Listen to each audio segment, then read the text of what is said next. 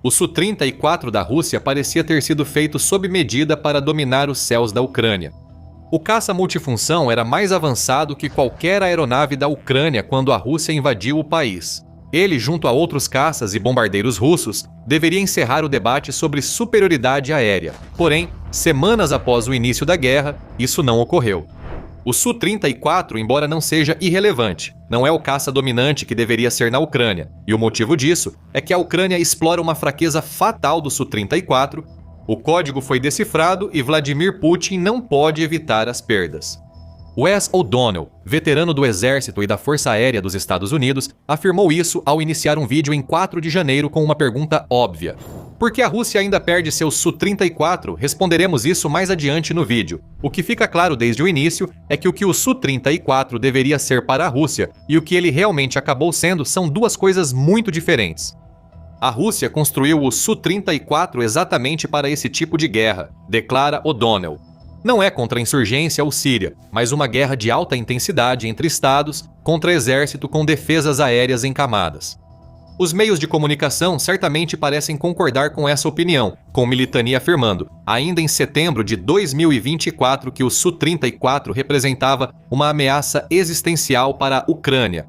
Destaca que a Rússia os utilizou para um de seus propósitos originais no início da guerra na Ucrânia, quando os Su-34 entraram no território ucraniano e começaram a lançar bombas burras em aeródromos e alvos fortificados para enfraquecer as defesas da Ucrânia. Mísseis guiados como o KH-31 e o KH-59 também podem ser carregados no Su-34 e também foram usados pela Rússia com efeito aterrorizante. Apesar da ameaça existencial, até Militani afirma que a Rússia não conseguiu usar seu Su-34 para lançar bombas burras por muito tempo, devido às defesas aéreas da Ucrânia. A Ucrânia não lutou a guerra nos céus, da maneira que a Rússia esperava, e esse é um tema que vamos explorar com mais profundidade mais adiante no vídeo.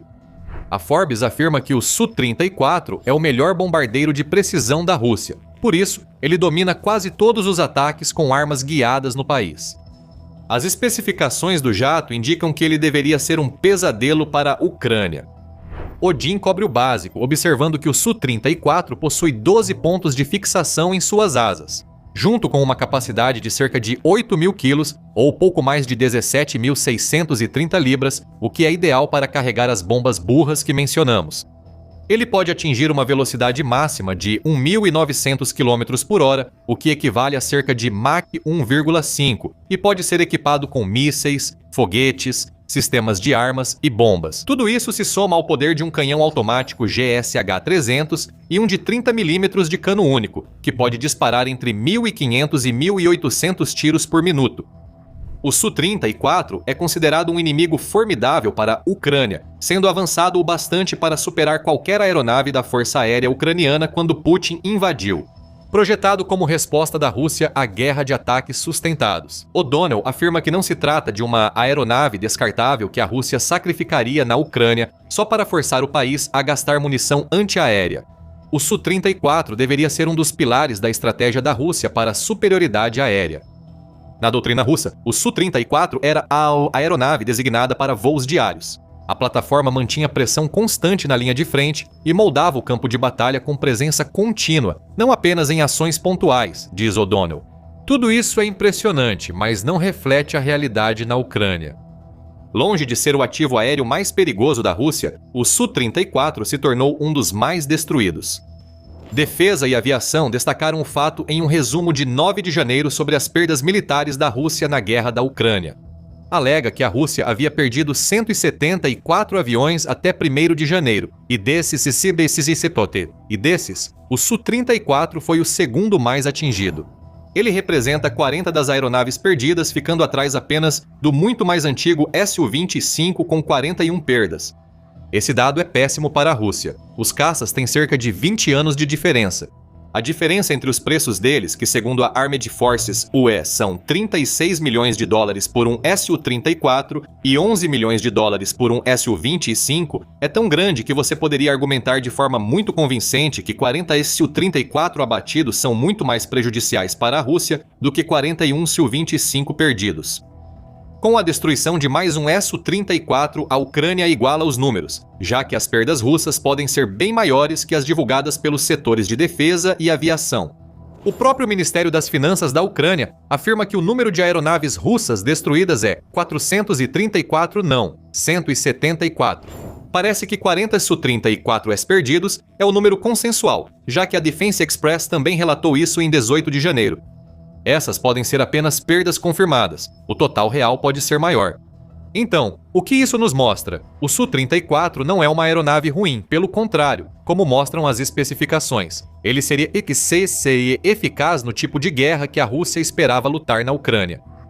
Mas ser um caça multifunção traz consigo uma boa dose de desafios. Como o próprio nome sugere, caças multifunção desempenham vários papéis, e a Rússia está usando o Su-34 para tudo o que consegue imaginar. Mas estamos nos adiantando, pois esse é um problema que vamos explorar um pouco mais adiante. Vamos voltar à pergunta que O'Donnell fez. Por que a Rússia continua perdendo seu Su-34?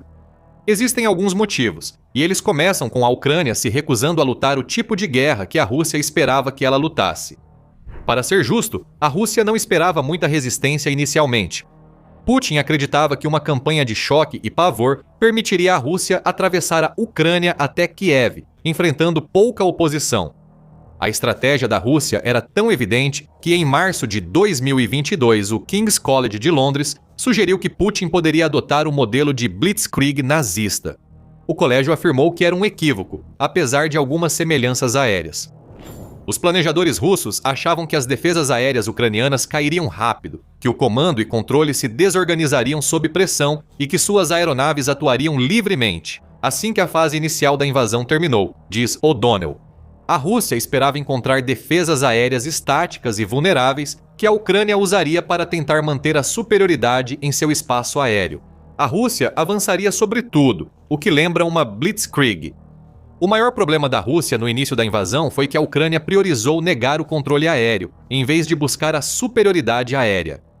Como a força aérea da Rússia era superior em tecnologia e número, a Ucrânia optou por negar a superioridade aérea russa, em vez de tentar conquistá-la. Movimentação, respostas ágeis e camadas inteligentes foram essenciais, e os Su-34 russos não tinham respostas no início da guerra. O Conselho Atlântico resume bem a situação. Ele afirma que a Ucrânia implantou sistemas de defesa aérea soviéticos como S-300 Buk e mísseis M1 como barreira inicial contra aviões russos. Muitos falharam porque a Ucrânia usou táticas de atacar e recuar, disparando mísseis contra aeronaves russas e desligando rapidamente os radares para mudar de posição.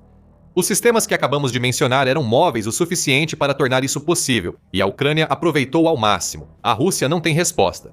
Quando as forças de Putin localizavam o lançamento de um míssil de defesa aérea, o sistema que o disparou já havia desaparecido. Ele atacava de outro local, criando uma confusão controlada nas defesas aéreas que a Rússia não esperava enfrentar. A Rússia respondeu a essa estratégia inesperada, ordenando que suas aeronaves voassem baixo. Isso foi um grande erro. O voo em baixa altitude exige cuidado e precisão porque há obstáculos próximos ao solo que não existem no céu aberto. Esses obstáculos deixam o voo mais lento e tornam os caças russos vulneráveis a ataques de artilharia antiaérea e mísseis portáteis como os Stinger. Essas armas são mais indicadas para helicópteros e aeronaves de baixa altitude do que para caças. Eles abatiam Su-34S e outras aeronaves com facilidade por causa dos voos russos em baixa altitude. A Ucrânia atraiu a Rússia para uma armadilha e os comandantes do Kremlin caíram facilmente.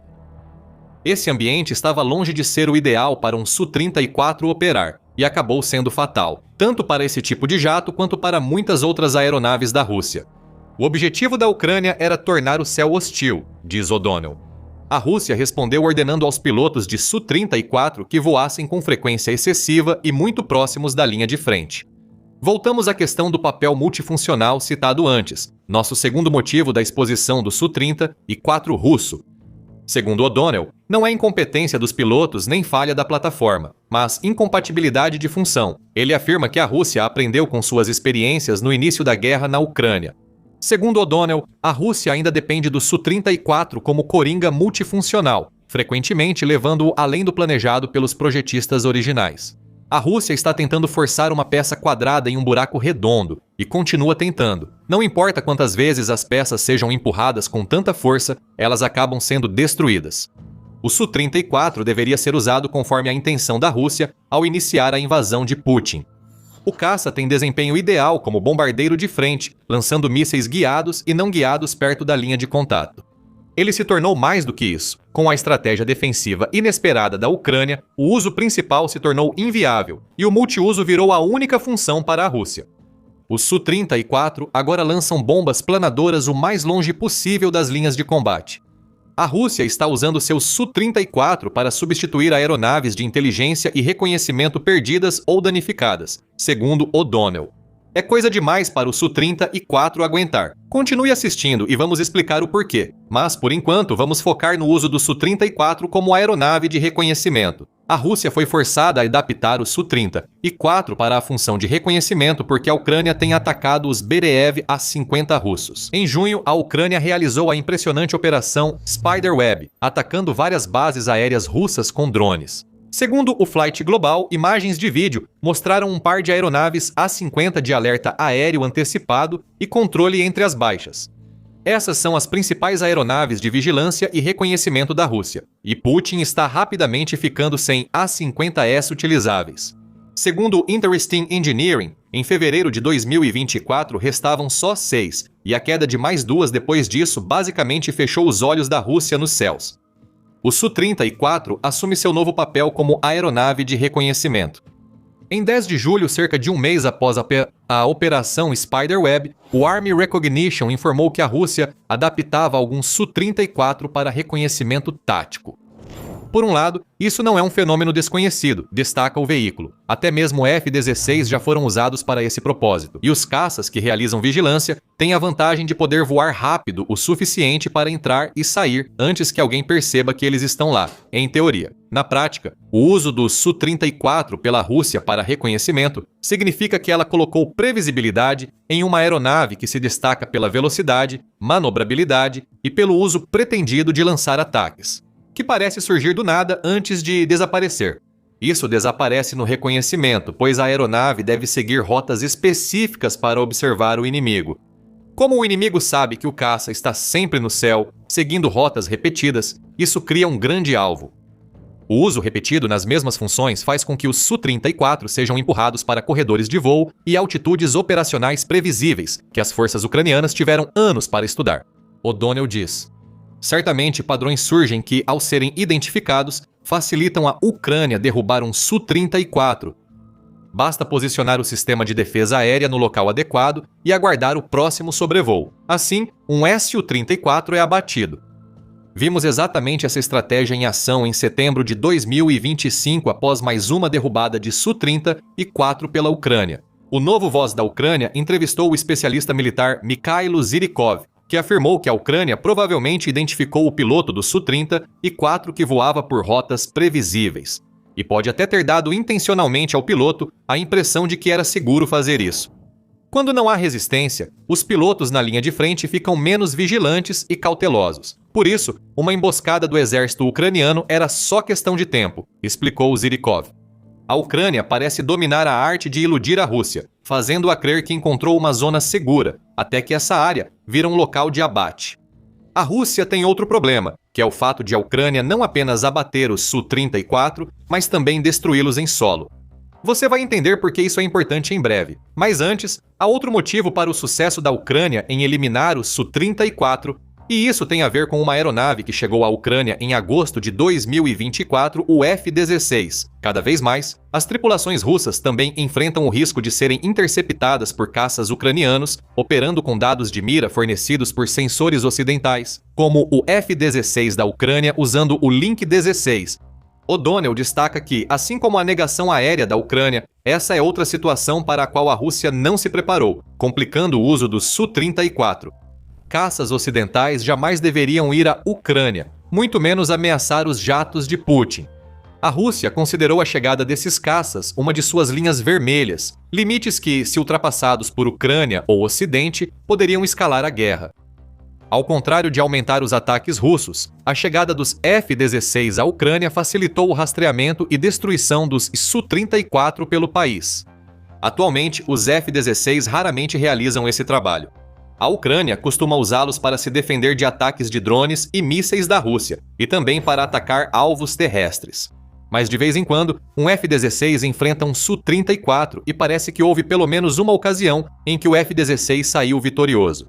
O dia 12 de outubro registrou relatos de uma ocasião assim nessa data. A Forbes relatou que blogueiros militares russos estavam em alvoroço sobre o suposto caso de um F-16 derrubando o mais moderno Su-34. O piloto do F-16 da Ucrânia realizou o feito a cerca de 50 quilômetros das linhas de frente, destruindo tanto o Su-34 quanto seu piloto. Blogueiros militares criticaram Putin, dizendo que ele deveria demitir generais incompetentes. Francamente, eles podem estar certos, como vimos várias vezes neste vídeo. Os problemas do Su-34 na Rússia resultam do uso dos caças, não de grandes falhas nos aviões. Isso nos leva ao ponto que já mencionamos no vídeo.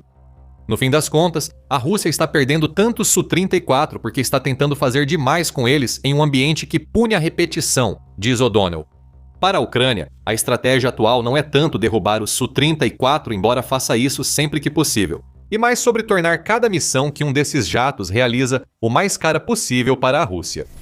Lembre-se, nós dissemos antes que um Su-34 custa 36 milhões de dólares para ser construído. Isso já torna a aeronave cara de substituir, e a Rússia gasta muito para obter mais. Em abril de 2025, a Militene informou que o fabricante de defesa russo Rostec havia entregue um novo lote de Su-34S para a Força Aérea. Ao falar em lote, não nos referimos a grandes números. A Rússia teria recebido 2 desses jatos em 2025, assim como em 2024 e 2023, ou seja, 6 novos Su-30 e 4 S-40 que foram abatidos. Se os números estiverem certos, a conta não fecha. Ainda assim, cerca de 216 milhões de dólares foram gastos em Su-30 e 4S de reposição desde 2023. Mas esse não é o único custo que a Rússia tem por usar demais esses caças multifunção. O'Donnell afirma que cada aeronave destruída enfraquece significativamente o poder de combate, difícil de repor rapidamente ou a baixo custo. A principal perda são as tripulações treinadas, ele diz. Ele está certo. Treinar pilotos e oficiais de sistemas de armas é caro e difícil, com despesas crescentes do treinamento à perda de tempo. Sempre que um Su-34 é abatido e a Rússia precisa procurar outro piloto para voar, Sandbox afirmou que a Rússia já enfrentava uma crise de pilotos desde março de 2023, pois muitos de seus aviadores bem treinados haviam sido abatidos. Os pilotos foram trocados por outros que fizeram um treinamento apressado e improvisado, ficando despreparados para operar suas aeronaves nas linhas de combate. Ao incluir a manutenção, surge outro problema. Um Su-34 que está sendo usado para tudo o que a Rússia consegue imaginar é um Su-34 que rapidamente consome suas horas de voo limitadas. Isso já seria um problema, mesmo se a Rússia pudesse importar os componentes e peças para manter seu Su-34S, mas as sanções impedem essa liberdade. Com o aumento das perdas, as unidades de manutenção canibalizam fuselagens, sobrecarregando estruturas frágeis e reduzindo a prontidão da frota, segundo O'Donnell. E o que está acontecendo com os Su-34 que não estão voando? A Ucrânia também tem uma resposta para isso. Os Su-34 russos não estão seguros nem no pátio, pois a Ucrânia usa drones de longo alcance, sabotagens e ataques diretos a bases aéreas distantes das linhas de combate para destruir os Su-30 e 4 em locais considerados seguros ocorreram exatamente assim. Em 1º de julho, informou o National Interest. Em ação conjunta, a Ucrânia atacou o aeródromo de Marinovka, na Rússia, e seus drones destruíram 2 caças russos. Outro ataque à base aérea de Mozarovsk danificou mais aviões Su-34, mas não se sabe se algum foi desativado permanentemente. Os Su-34 da Rússia nem precisam decolar para estarem em perigo. A Ucrânia possui tanta inteligência sobre a Rússia que consegue atacá-la de quase qualquer local ao alcance de seus drones e mísseis. No início do vídeo, dissemos que a Ucrânia está exposta a uma fraqueza fatal no Su-34. Essa fraqueza é simples. A Rússia não sabe como usar uma de suas aeronaves mais importantes sem colocá-la em risco constante de ser destruída. A Ucrânia explora com satisfação as falhas da Rússia. Já são 40 Su-34 abatidos e contando. Quanto tempo vai levar até esse número chegar a 41, 45, talvez até 50? 40 Su-30 e 4 destruídos. Em menos de 4 anos, isso sugere que a Rússia terá perdido 50 desses jatos até o final de 2026 e parece que não há nada que Putin possa fazer a respeito. A Rússia também enfrenta o desafio da Ucrânia criar armas capazes de atingir seus Su-34 em qualquer lugar. Uma dessas armas é o drone FP-1 barato e rápido de produzir. A Ucrânia está produzindo 200 desses 55 mil drones por dia, e eles são uma ameaça para qualquer coisa em seu caminho. Confira nosso vídeo e inscreva-se no The Military Show, se desejar. Mais análises sobre o fracasso da Rússia em usar suas melhores armas na guerra da Ucrânia. Obrigado por assistir.